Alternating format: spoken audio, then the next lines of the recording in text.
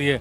अगर हैक ही हो रहा होता, जिस जगह पे बीजेपी नहीं जीती है वहाँ पर कांग्रेस भी आई है, तो अगर हैक होते तो 400 पार आज ये होते। पीएम के ऊपर जनता का भरोसा इनसे उठ जाएगा, विपक्ष से। विपक्ष से उठेगा, क्योंकि धीरे धीरे करके जिस तरीके से ये लोगों को बरगला रहे हैं, ठीक है कि नहीं, उससे जनता का भरोसा उठेगा। जहाँ जीते वहाँ कोई दिक्कत नहीं है, जहाँ हार गए वहाँ प्रॉब्लम है। तो दोस्तों, जिस तरीके से राहुल गांधी ने कहा कि इस ब्लैक बॉक्स को जल्दी से खत्म करेंगे, ऊपर से सैम पित्रोदा जो कांग्रेस के पहले बहुत बड़े नेता हुआ करते थे, उन्होंने भी कहा कि मैंने इसकी पूरी अध्ययन की है, मैंने पढ़ा इस पर, ये बिल्कुल हैक हो सकता है। अब जनता बताएगी जिस तरीके से चुनाव हुआ देश भर में, क्या ईवीएम हैक था या नहीं हैक था, जानते हैं जनता से। क्या नाम है सर आपका? मेरा नाम रोहित अग्रवाल है, एडवोकेट रोहित अग्रवाल।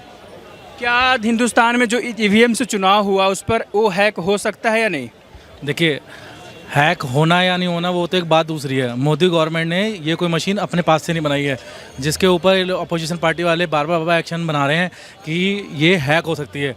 अगर हैक ही हो रहा होता, जिस जगह पे बीजेपी नहीं जीती है वहाँ पर कांग्रेस भी आई है, तो अगर हैक होते तो 400 पार आज ये होते, ठीक है ना, जो ये नारा लेके चले थे।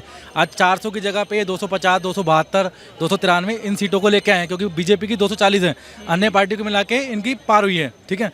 तो इसमें हैक होने की प्रॉब्लम कहाँ से आ गई? जो एक सैम पित्रोदा हैं कांग्रेस के नेता, फिर उसके बाद एलन मस्क जानते होंगे, उन्होंने भी कहा कि ये हैक हो सकता है एआई के थ्रू।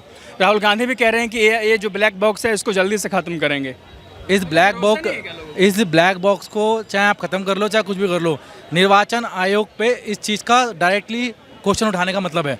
इसका मतलब हमारे पास यहाँ पर जो प्रणाली है, जो भी वोटिंग प्रणाली है, इसका मतलब वो सारी गलत है। इसका मतलब राहुल गांधी जी ठीक है, सैम पित्रोदा जी ठीक है, एलन मस्क ठीक है। तो इसका मतलब क्या हो गया? तो लोग बाग जो जाते हैं, बटन दबाते हैं, वहाँ पर एक पर्ची भी निकलती है, ठीक है कि नहीं, चाहे वो कांग्रेस की हो, बीजेपी की हो, चाहे आम आदमी पार्टी की है। तो उस पर्ची से भी पता लगता है, अगर इसमें कोई हैकिंग हो रही होती वो पर्ची काउंट करा लो। अगर आप लोगों को ये प्रॉब्लम है तो वो पर्ची भी तो काउंट हो सकती है ना, आप बिठाओ वहाँ पर कोई बंदा। तो इससे मतलब प्रॉब्लम ही क्या है? जहाँ जीते वहाँ कोई दिक्कत नहीं है, जहाँ हार गए वहाँ प्रॉब्लम है। मतलब विपक्ष इस बार बैलेंस चुनाव रिजल्ट आया है, 240 उनको, 232 उनको, तो इस बार हैक नहीं हुआ। उससे पहले भी छत्तीसगढ़ वगैरह में इनकी ही सरकार थी, ठीक है, उस वहाँ पर भी तो ये लोग जीते थे। आज 2024 से पहले जो भी इलेक्शन हुए थे, उससे पहले भी कई स्टेटों में जीते थे। अगर साउथ की बात करेंगे, साउथ में बहुत जगह स्टेट में यही लोग हैं, विपक्ष वाले, ठीक है। वहाँ पर तो कोई ईवीएम हैक नहीं हुई, वहाँ पर भी निष्पक्ष वो हुआ है निर्वाचन। क्या जनता के ऊपर से भरोसा उठ जाएगा जिस तरीके से विपक्ष आरोप लगा रही है, क्योंकि एक ही मशीन है ईवीएम के ऊपर?